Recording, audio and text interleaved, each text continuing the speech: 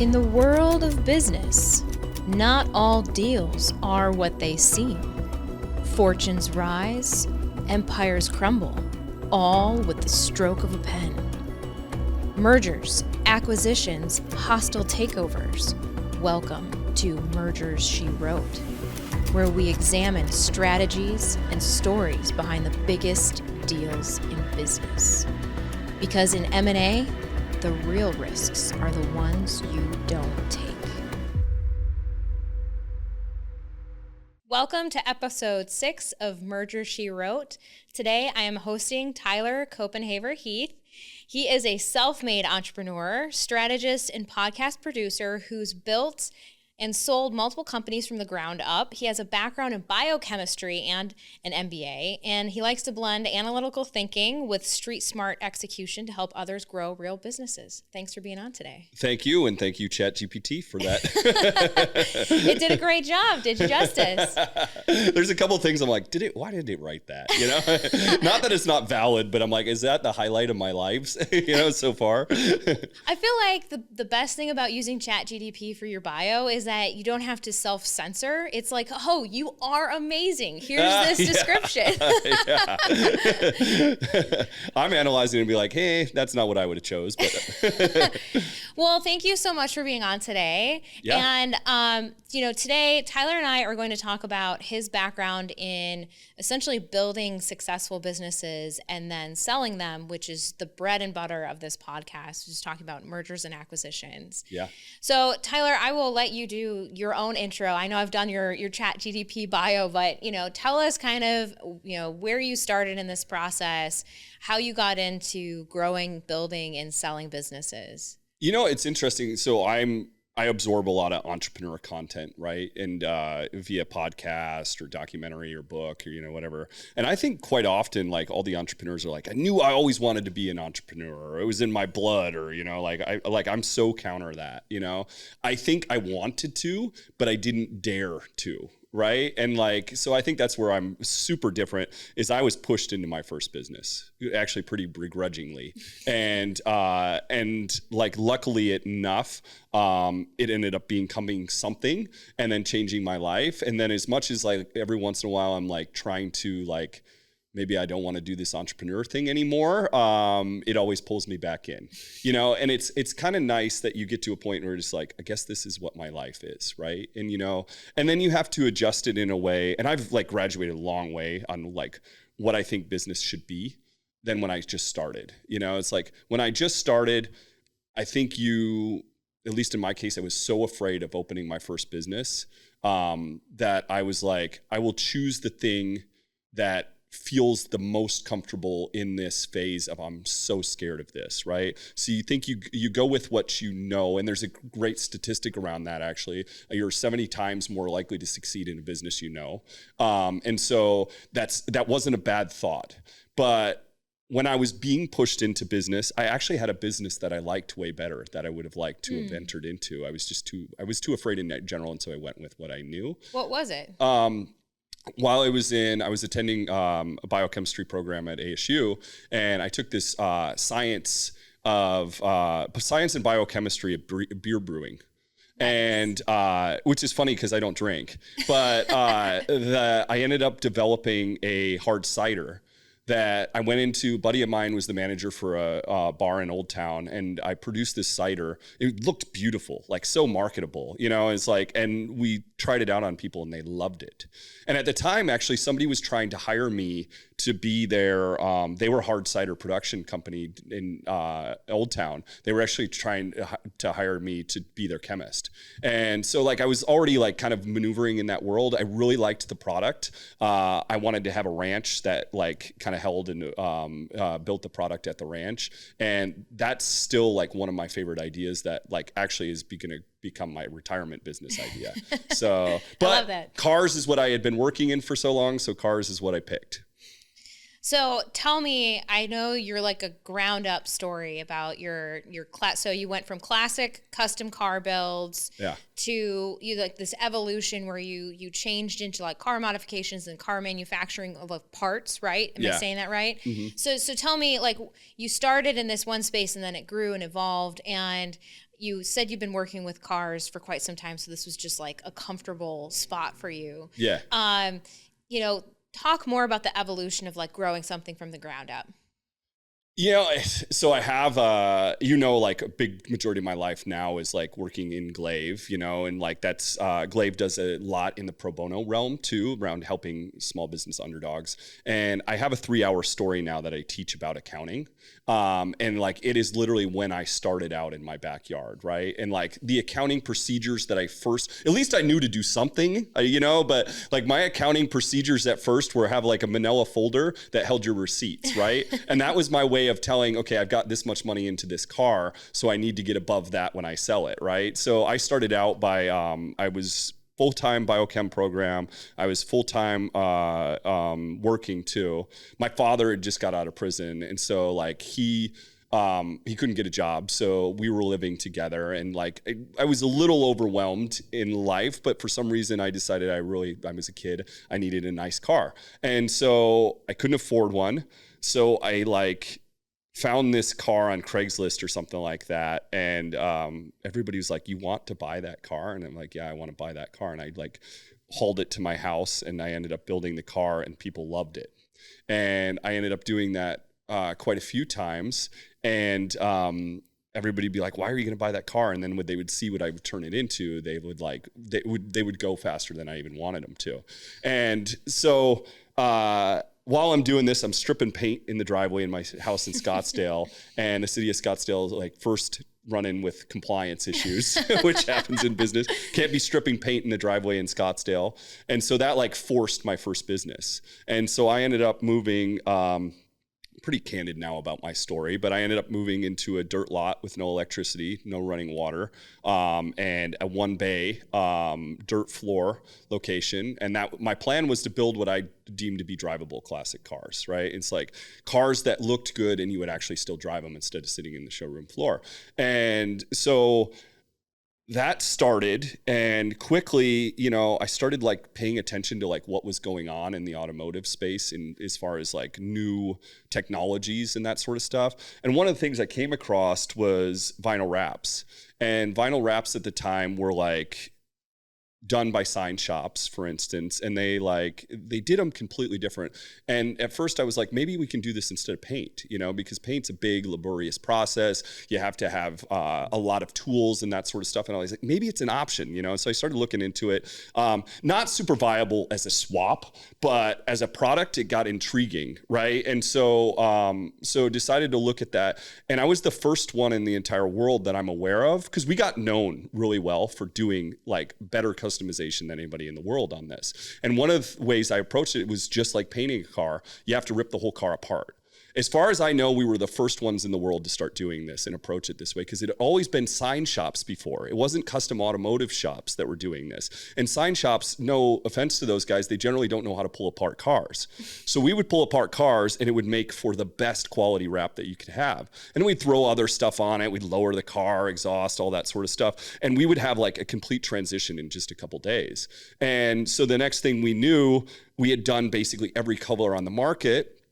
We were at least smart enough to take photos of every single one, put them into our marketing, our website, and that sort of stuff. And so then if you looked for a color that your car was going to be, our location popped up. Another thing that was kind of interesting, and I'm trying to help people as we're journeying today, so I'm telling the story like a little bit more detailed, but like we ended up painting the building, our main building, when I eventually got to the point where I could afford renting a building. And like it had this giant phoenix, and it had our logo in the back.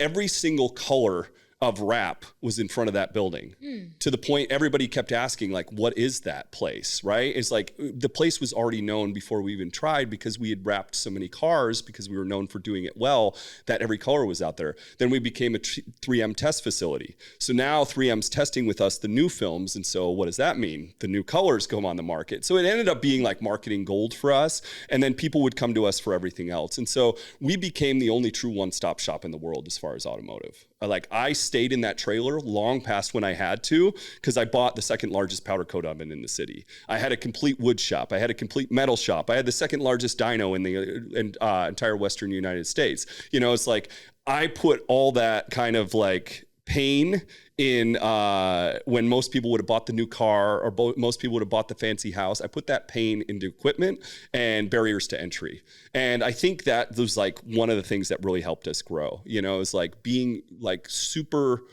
reasonable with the way that we would use the incoming money to greater build the company. I love that. Not just because I feel like a lot of people want to expedite the feeling of having made it, right? With the purchases that you're talking about, right? The fancy car, all of these, like what I would say, quote unquote, you know, status or lifestyle items that, you know, you hear about this even in the legal industry. Someone goes out and starts, you know, criminal defense firm, you know, solo shop. First thing they do is buy the Beamer. Yeah. And it's like, why? Yeah. There's so many other places that you could have reinvested that money in your business that pays dividends later. Like just for, you know, your story as an example, you took all that money and instead of pursuing status objects that had no real impact in your business, you reinvested that income into things that would cause exponential growth and created this, you know, one of a kind, one-stop shop location for you. So I think that is an amazing take home for anyone listening, as to like, you know, be smart, right? Don't just pursue what looks good on the outside, because realistically the inner workings of your business can really make or break not only your financial stability, but also how you grow as a business. So I want to go back. Forgive my ignorance about this, but I want to know, why do you have to pull apart a car to make the wrap better? Yeah, no, it's a very good question. So it's like the way that sign shops used to do it is like they didn't know how to pull apart the car, right? So what they would do is they just smash. Wrap can be equated to a very sophisticated sticker, right? Like that doesn't do it much justice, but I want to give you a visual, right? And so imagine like you don't know how to pull things off the car. You just stick the sticker on and then you generally cut around it. So this can cause a couple problems. Number one, it's paint damage, right? Because if you cut on the car, you can cause paint damage. Number two, it's like they're cutting around things like emblems and things like that. So emblems come off, door handles come off, you know, bumper comes off, you know, all these things come, every piece of the car comes off. And then that way you can get the sticker inside of every crevice, right? Nook and cranny, and it makes it so it's seamless too. You want the seamless. When we wrapped a car, you couldn't tell the difference between paint and a wrap, right? Nice. That was the goal, right? If you don't pop apart the car, then you're going to find all kinds of seams in there because they had to, or generally they'd cut around an emblem or, you know, something like that. They're done, like it's crazy, but night and day difference, you know, like in the ability to, once you pop apart, and you can think of it this intuitively too. If you were out there in the parking lot and we just decided we were going to paint your car right now and we're going to tape off your door handles and stuff, isn't it going to leave little areas that we're like, when we pull the tape off, that you can see and that sort of stuff? So why do you pull every component off the car? Now you can spray the entire car and then you don't have any missing pieces, right? So, nice. Okay. Thanks for that educational piece on customizing I cars. wrote a book on it. So Oh, cool. Yeah. Very cool. I didn't know that. Can people buy it on like Amazon? They can. I feel bad. Anybody that wants to go through that. No, it's if you're into wrapping cars. We were hired by, there's a company called Car Tech. It was a tremendous honor. They approached me to write a book for them. They've been like, before, you know, ChatGPT or Google was a thing, that's where you learn to build a car. That's where you learn to build an engine, transmission, whatever, is Car Tech books, right? And so Car Tech asked me to write a book on vehicle wrapping. Nice. Yeah. Cool. Okay, so back to your evolution. You talked about being in your dirt lot for way longer than you needed to. And I think one of the key questions that most business owners ask themselves, and I think it's a struggle, it's an internal struggle a lot of times, is when do I make the next big investment in my business? When do I scale? When do I start making what is arguably maybe a little bit more of a riskier choice, right? Because you have to double down. And I would think for most people who are brick and mortar, going from something that's truly affordable, maybe not optimal as a space, and realizing that you've outgrown the space or you need a better space, but then that new space is a significant investment. could you speak maybe to like what can someone who's a business owner that's in the process of scaling use to determine when the time is right? I would say in response, why be a gambler? And it's not something I really understood at the time, but it's something I understand so well now. If you are going to, or even when you start your business, it's like, that's what a business plan is, right?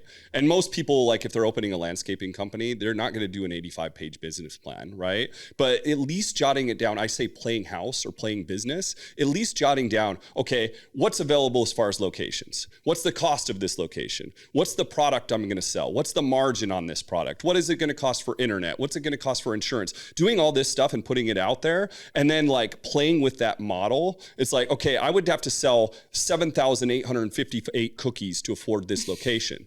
Do I think that's plausible, right? And you can ask yourself, okay, can I do that, right? And you could do some market research to see if that's plausible. And that would be more educatedly approaching a system. In your business already, you could do the same thing. I wasn't smart enough to do this then, right?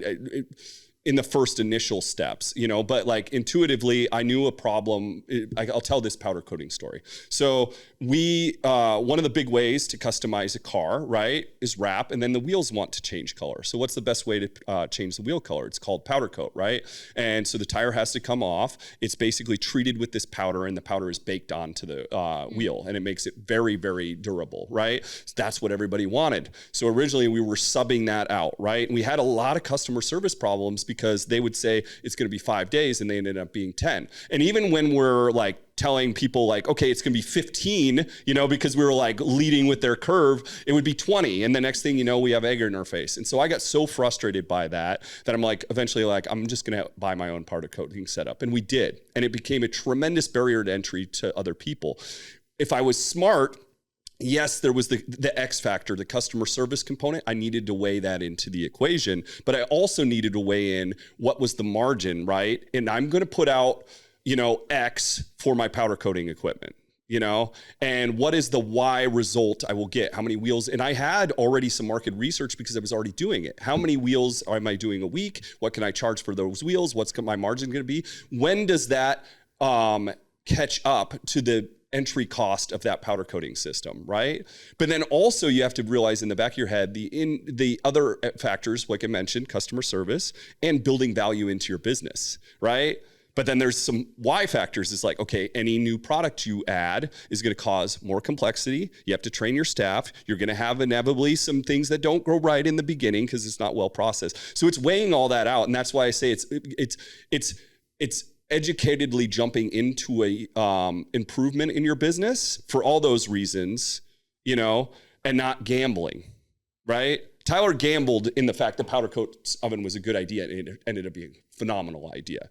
I could have done it smarter. What was the cost of it? How long is it going to take to pay it back? That sort of stuff. It's like, and so that's what I would implore business people to do. Yes, make improvements in your business. Warren Buffett's famous for compounding. It's like you put money in over time, it becomes X, right? You can compound into your business too by setting up the right. And I'm so like, there's so many different ways to go, but it's like, in general, adding like benefits to your business adds more revenue to your business, adds more equipment to your business. You're in essence building more valuable business, right? Now, on the other side of that, and I'm going off on a tangent, but it's like you could be building a problem too.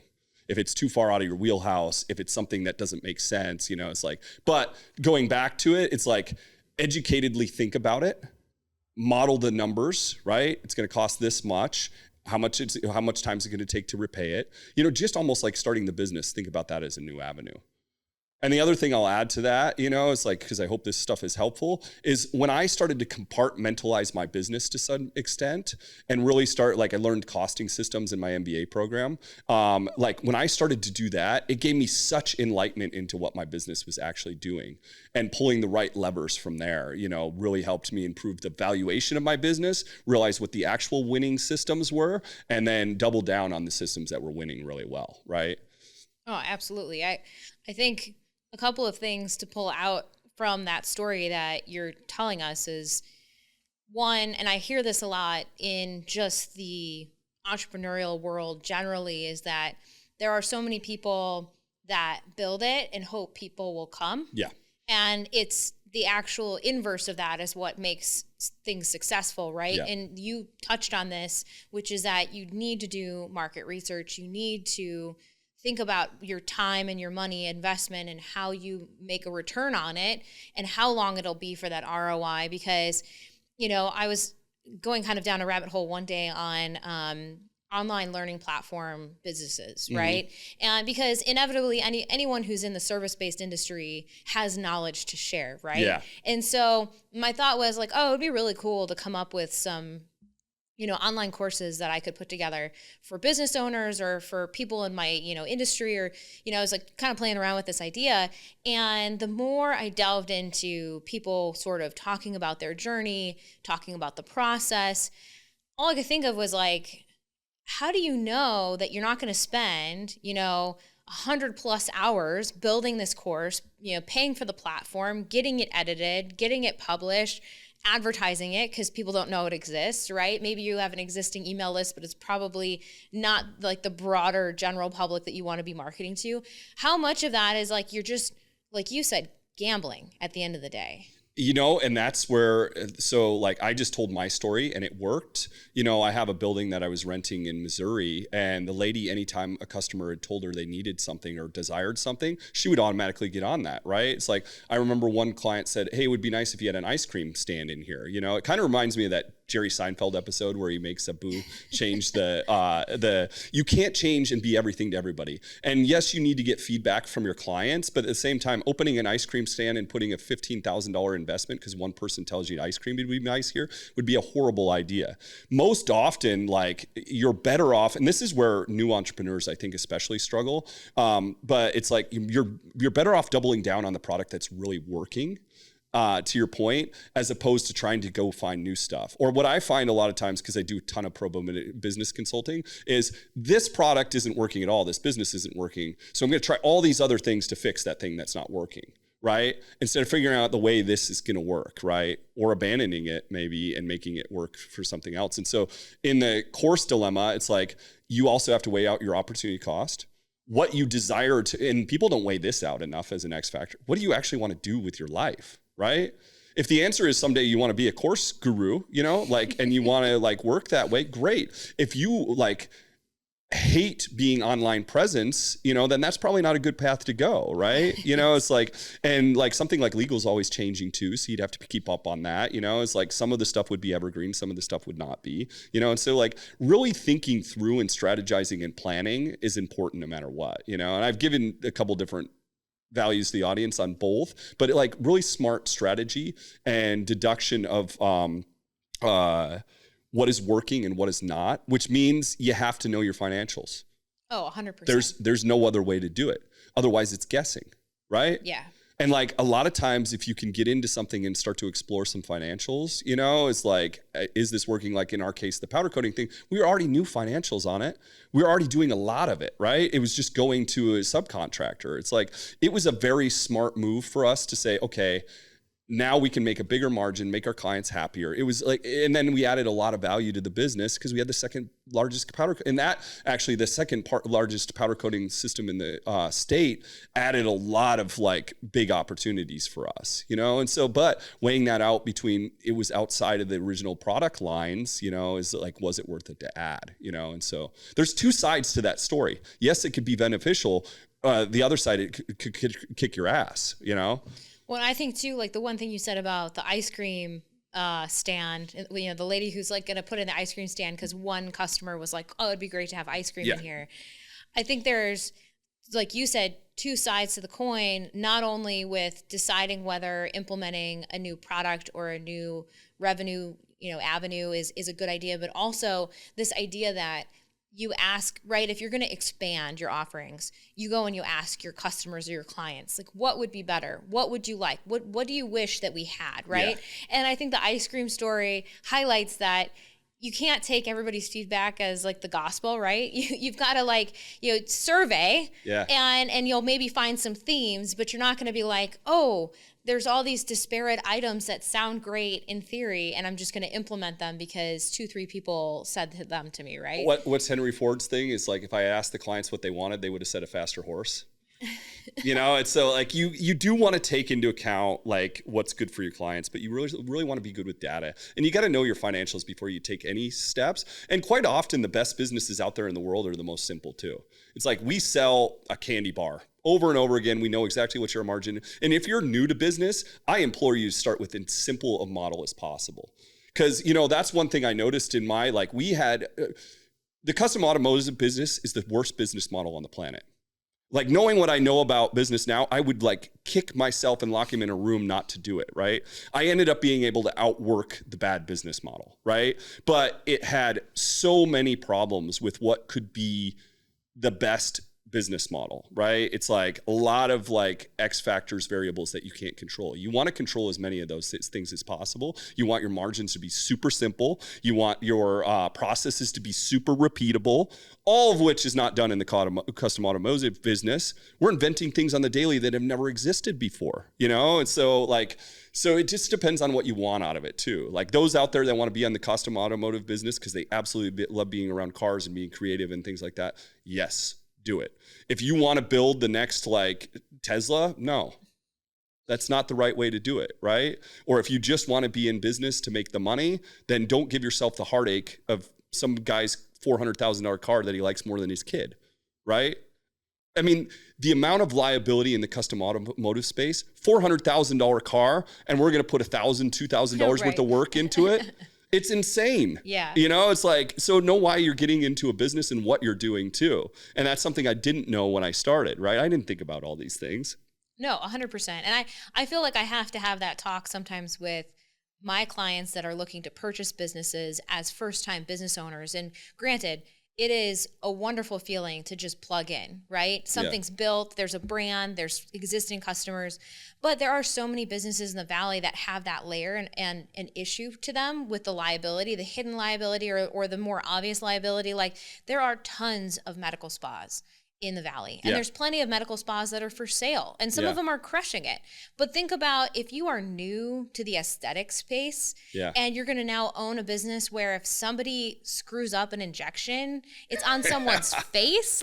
Think about the bad PR. Think about the liability. Think about the things that, it's so high risk, right? As a first-time business owner, maybe that's not right for you, right? You had said, do what you know. And I feel like there are so many people that go out there and buy businesses and it's not anything they know. No, it's kind of crazy. And it's funny when you first started Journey, you're like, I'm just going to do this because I know it, right? I know cars, it's but now knowing what I know, it's I think way more about liabilities and processes, right? Processes are repeatable, right? It allows you to do the same thing over and over again, expecting the same result, right? It's that's the best way to have a good business model. And liabilities are something nobody thinks about, right? It's in their initial businesses. It's I give the $400,000 car example. That's foolish. If we just write that on paper, hey, if you're going to take on a $400,000 liability and get paid $1,000, is that worth it?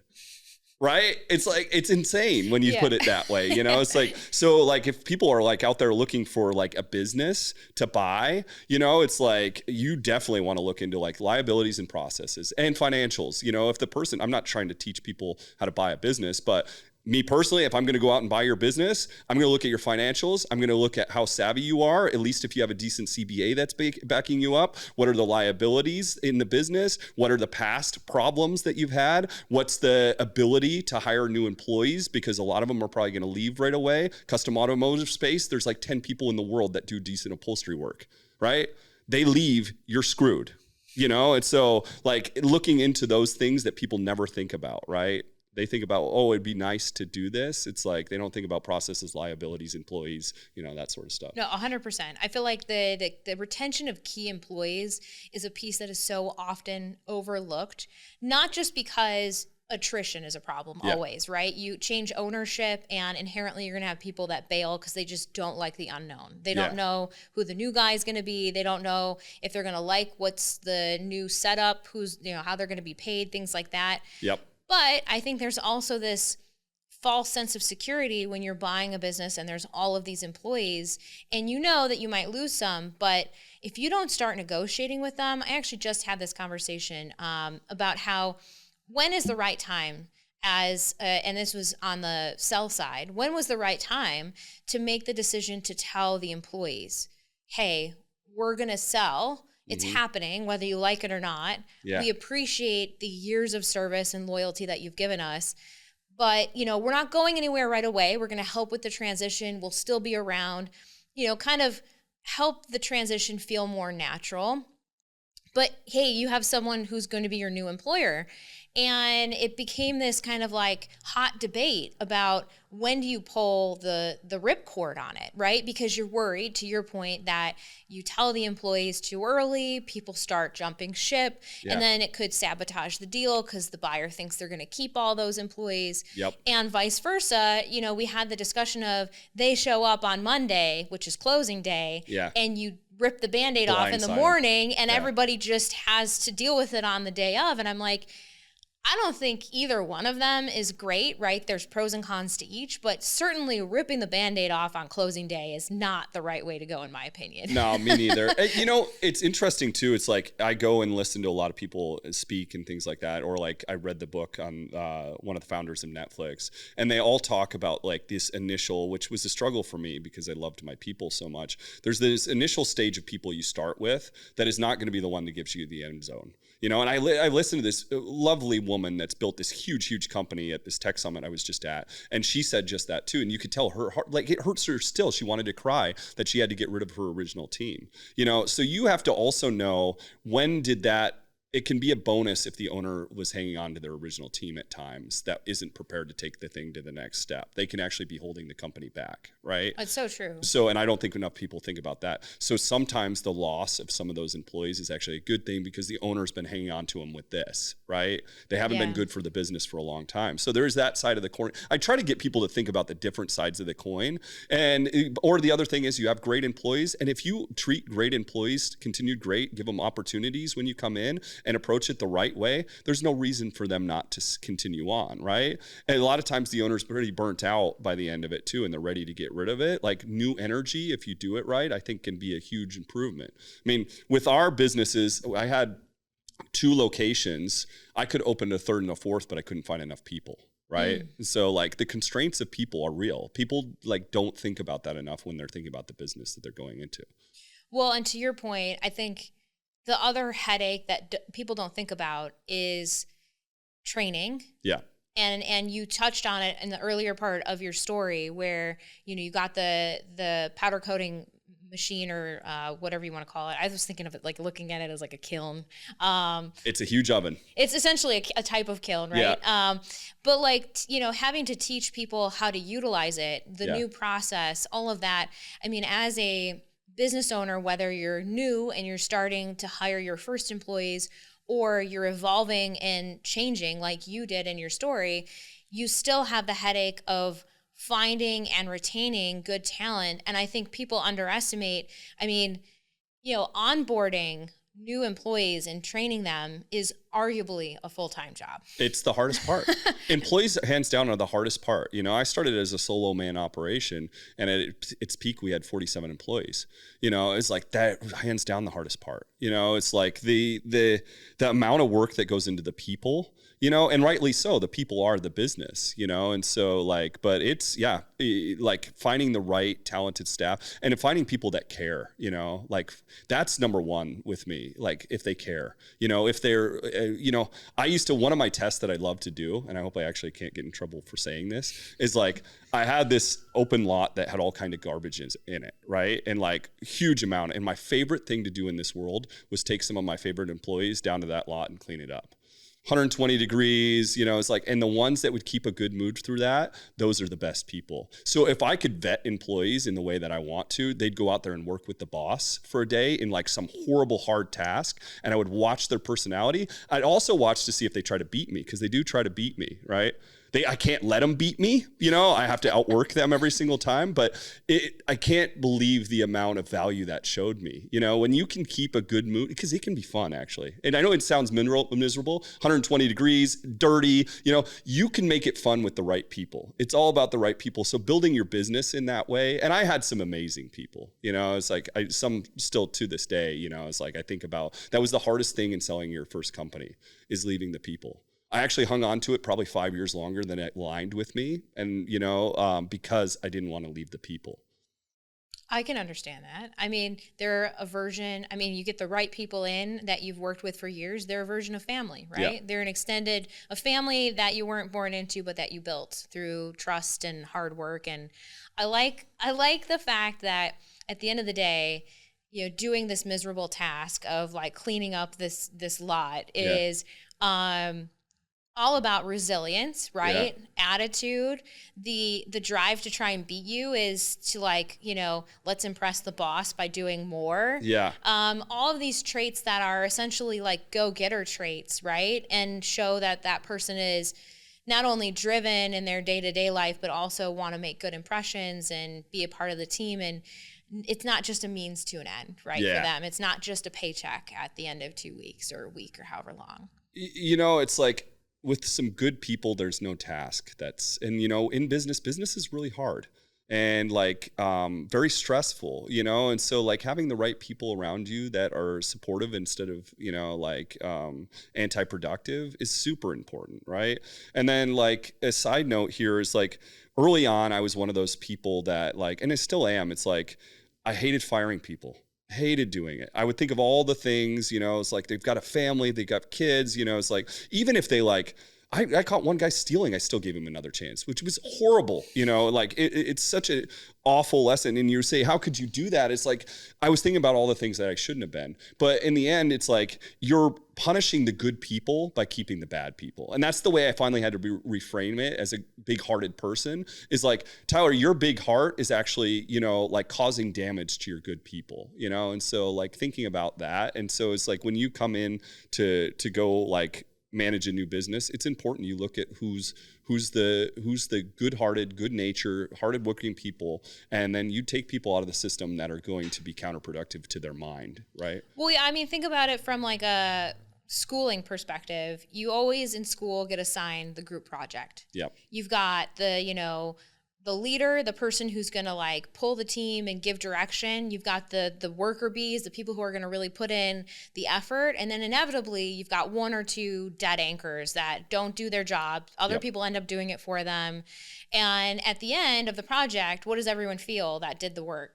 Absolute resentment, right? So the idea of keeping the bad eggs are arguably in a different realm creates this resentment, even in your business, which is not good for your bottom line, right? No, and whether people probably know it or not, depending on what level they are in business or what stage they are, it's like we're dropping gold as far as buying the new business and what to watch out for. These are all the things that I would tell somebody if they were going to go purchase a business. Yeah, no, absolutely. Okay, so I think before we move on to the evolution of you selling the business, I wanted to go back and say, you talked about the company that was selling the one thing, the candy bar. Mm-hmm. And I think what a lot of people, when they're scaling or growing or even just starting a business and wanting to eventually sell, right? Because a lot of people have this long-term vision of, I'm going to be an entrepreneur, I'm going to start this business, I'm going to grow it to be successful, and then I'm going to exit for multiple millions, and that's my dream. Yeah. And I think a lot of people they get kind of caught up in this idea that it's all about building revenue, and they lose track of the idea, you hear the slogan the riches are in the niches, right? Picking something specific, getting really good at it. You can't, what is that other phrase? It's like a jack of all trades, master of none, right? Yeah. And so you're entering the marketplace and maybe you get known for this one thing. Maybe it's not the thing you wanted or intended, but it's the thing that works.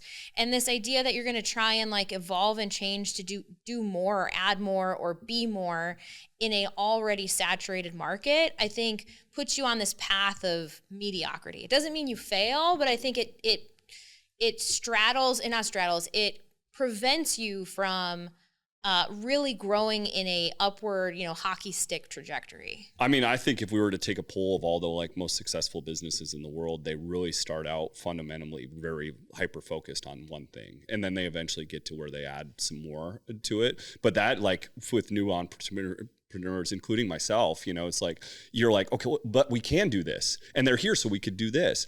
Getting better, and like better a lot of times is just a better experience. That's what people don't realize either. They ask me all the time, like, Tyler, how did you start with like nothing and build this company? And it's like, well, one of the key components was the first 50 clients that walked in the door hugged me on the way in, right? It's like they sent clients in. We spent, in the entire time we had that company, we spent less than $1,000 a year on marketing. That's awesome. And I had clients like the Rolling Stones, the WWE, the NFL, it's like, and it was less than $1,000 a year because we took such good care of people. And then we got smart with all the free tools in the world. When you start your business with $4,000 in a dirt lot, you get pretty savvy about what smart marketing is that's free. There's so much free marketing, but we're so quick to go out there and hire the guy for $10,000 that doesn't even know what they're doing. They're going to do some ad spend or something like that. My organic stuff will beat your ad spend any day of the week, right? But it takes more work.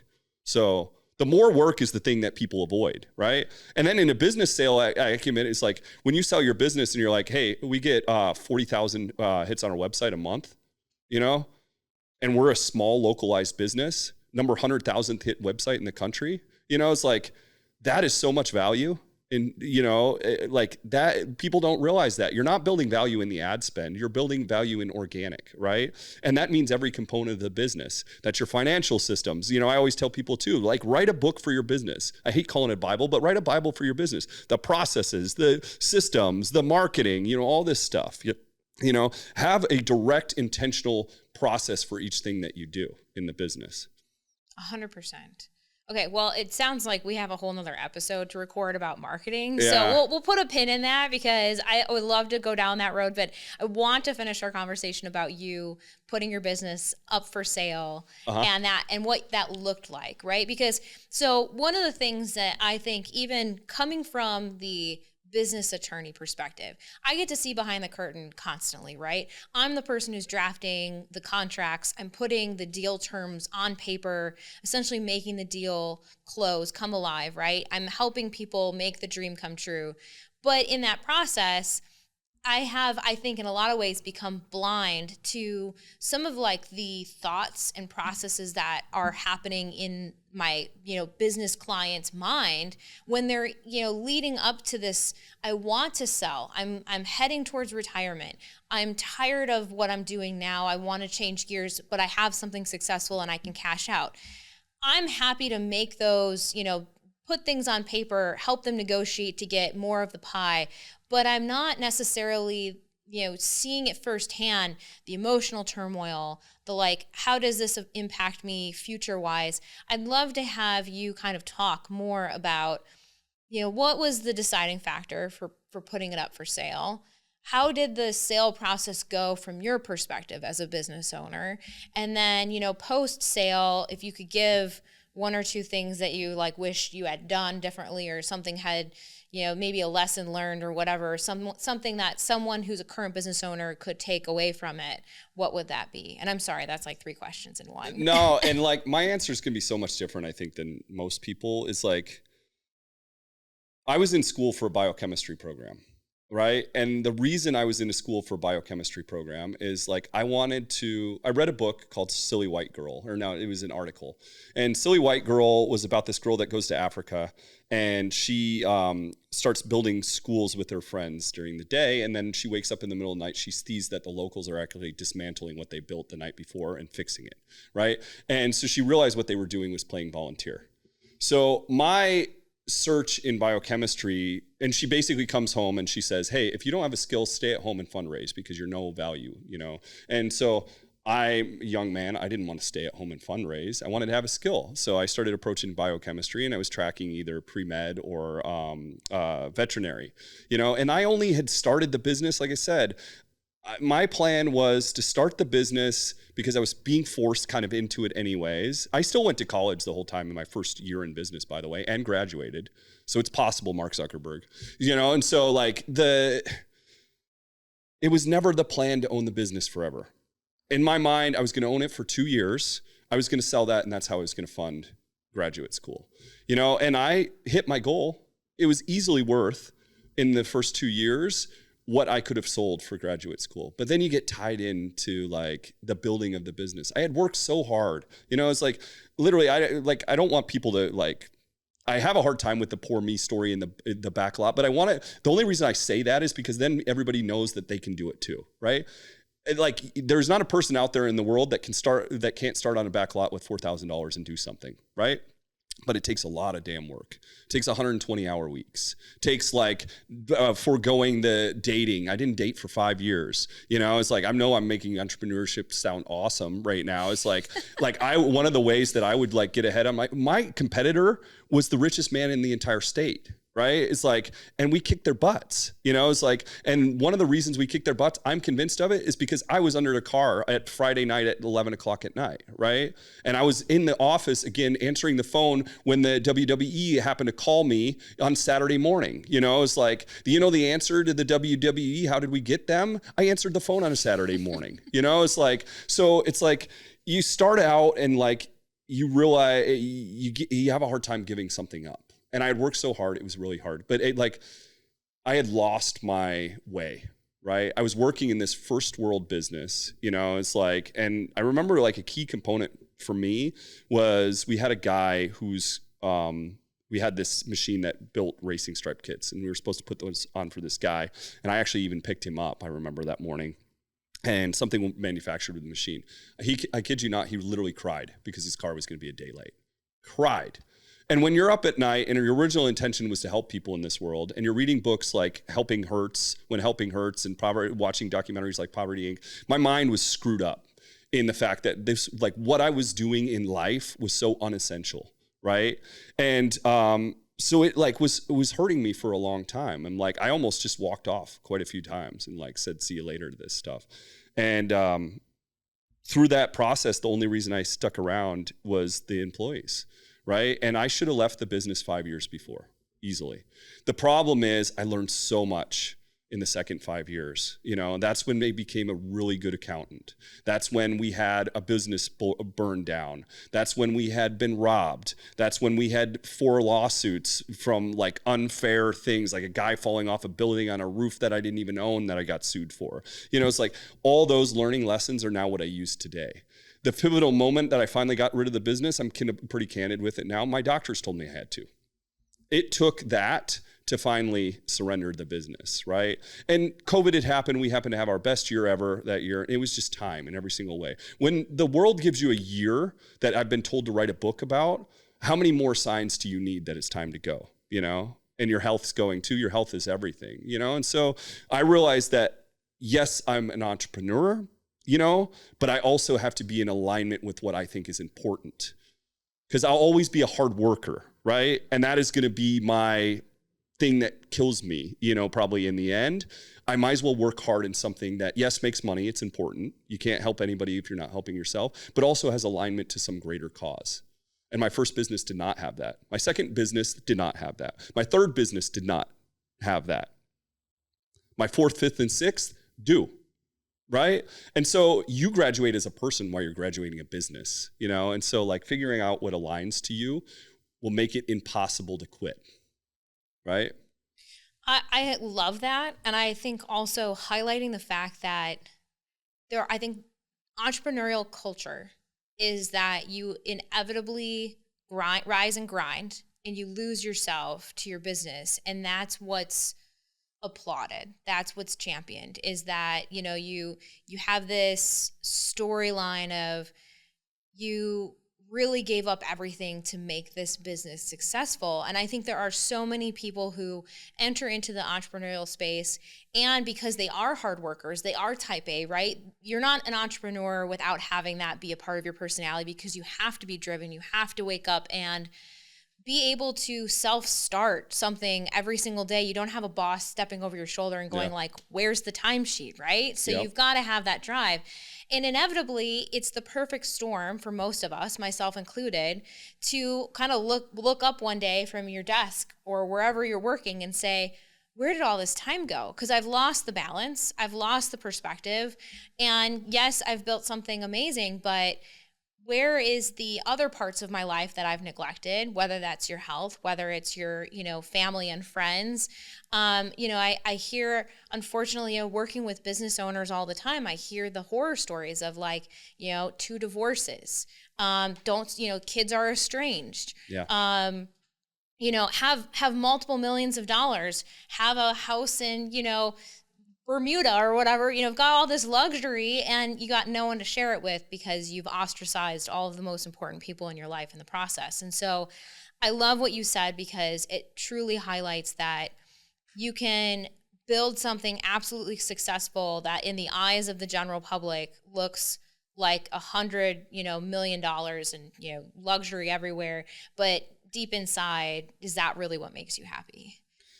Having alignment to like really important mission and alignment, and like people don't realize, here's the hack to business is finding something that's both, and like, I'm kind of like a little infamous for saying that. Don't do something you love in this world, do something you hate. Open a business that solves that thing you hate, and I make it really dramatic, but it can be like, I hate the fact that you can't get a good burger with good customer service because that's your thing, right? It's like, it can be a mission, and then you happen to like also like sponsor the softball team, it's like, have something in there that has some value. And not only that, but in this world, the kids especially want to hold businesses accountable. And I love that. They want to know we're from something. So the best marketing you can now do is in your business, be a person of value that has a business of value that's worth more than just the money that it creates. And I don't want to get past like, you have to make the money. That's where people get lost. Yeah, like Tyler is not a charity guy. I actually don't open any charities. It's like, I open businesses that make impacts, collateral positive impacts. And if you'll do those things, your life will be more important. I'm not the person to talk to for balance. I always tell people it's like, hey, you take away, like Steve Jobs. Steve Jobs, incredible businessman. A lot of what I've learned about his life, I don't want to model him, right? I don't want to model him in every single way. I want to take things, right? And so like, I am not the model for how to have balance in life. I was born with an unfair amount of grit and anger, right? And I use that, right? And there's a time for that. Initially in your first business, I think you have to work a lot, right? I don't care what anybody's telling you out there. You have to work a lot. But then like the trick is knowing when to pull off the gas, not losing your family along the way. It's like, the other thing is like, and this is a super unpopular thing to say, is realize when you're being selfish or not. The entrepreneurial road is not for everybody. Tyler's a hero because he started in a dirt lot with no electricity and opened a business, Now, Tyler made his family move into a dirt lot while he tried to start this business, it's like, I'm not a hero anymore, right?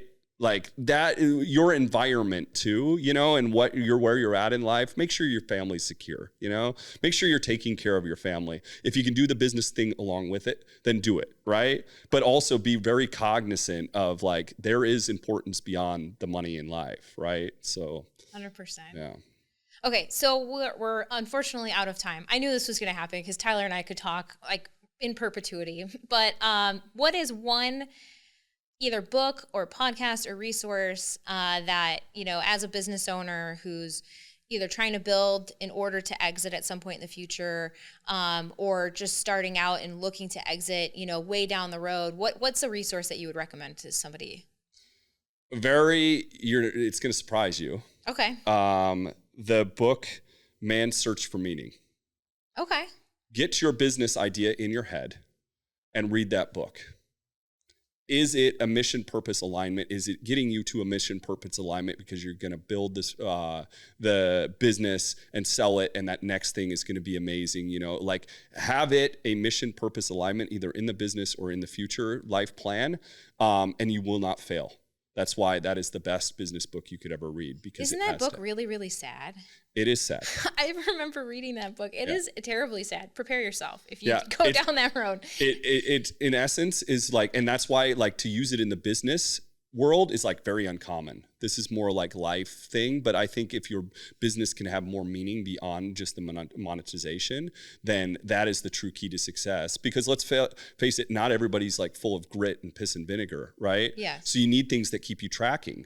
It is impossible. It's very easy to quit YouTube's 10 ideas for business 2026. You didn't even come up with that, right? And then when it's not money immediately and vacations immediately, you're like, I'm done, But if you've like tied it to something that's greater purposed, then you won't quit. right? Because now it's a life mission. And that's the part that I like to get out to people the most. And it can be anything. It can be a landscaping business where it just happens to send the landscapers in its open capacity over to the old folks home, right? And also people will love you for that. It can be both, there's not a business out there right now that I can talk about that couldn't be both, right? And so make it be both. I love that. Yeah. Well, I will thank you for being on. Yeah. And we'll definitely have to have another episode at some point in the future because I feel like there were so many things that we could have been talking about and we didn't have time. Thank you for tuning in. Please like, subscribe, or comment so that we can learn more about what you might want to listen to on Mergers, She Wrote. Thanks for having me. In the world of business, not all deals are what they seem. Fortunes rise, empires crumble, all with the stroke of a pen. Mergers, acquisitions, hostile takeovers. Welcome to Mergers, She Wrote, where we examine strategies and stories behind the biggest deals in business. Because in M&A, the real risks are the ones you don't take.